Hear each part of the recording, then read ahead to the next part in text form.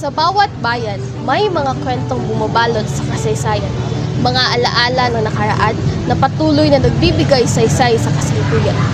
Kaya ngayong araw, kami ay nagtungo sa bayan ng Hasaan, Misamis Oriental upang alamin ang mga kwentong bumuo sa pagkakakilanlan ng mga taga rito.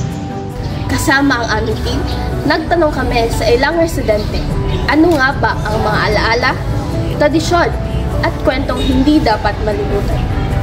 Tara, samahan ninyo kami sa paglalakbay sa nakaraan ng munisipalidad ng Hasaan.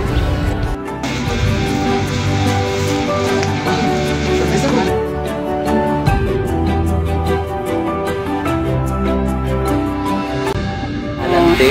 Opo, si Anabel Tagam. Loretta Dael Talibay. Lucilin Kabila Francisco. Istorya ng baid. Ang aghasa, gabaid siya. Sundan mo na ng...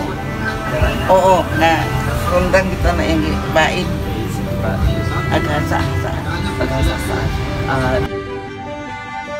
Ato nga kong mama, kabilyo man sila. Kanang simbahan, mga kabilyo gyud ang nagtrabaho di ana. Dingon na istorya sa akong mama, kanang plaza, kakahuyan na siya.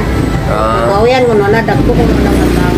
Ano ginagawa? Mano lang ka gabas bitaw, gabas. Nya dayon, pagtukod na din sa simbahan, material na lang igamit, tugas ang kahoy na gagimuntar.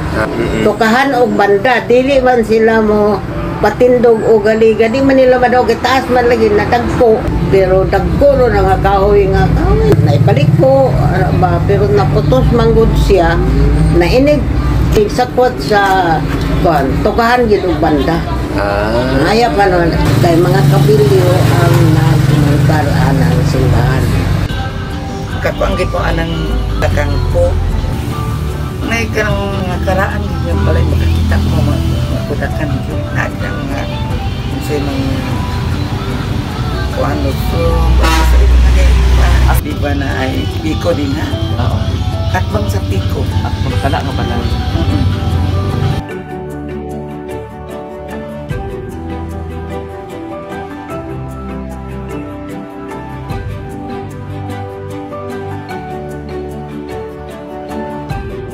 Ang bayi, nga sweet, nga chacha, wala.